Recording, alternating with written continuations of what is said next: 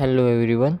So today we will understand how to add any specific number to the number which are written in a specific column.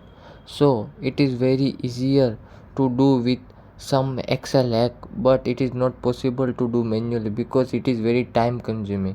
So today I am coming with a very time saving formula, and you can say Excel hack, that is paste special.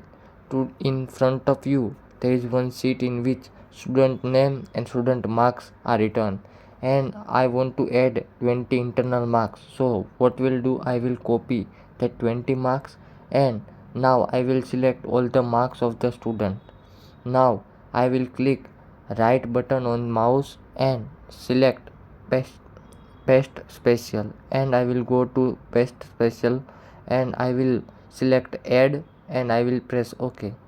Whenever I will press OK, the 20 marks will be added to that selected column.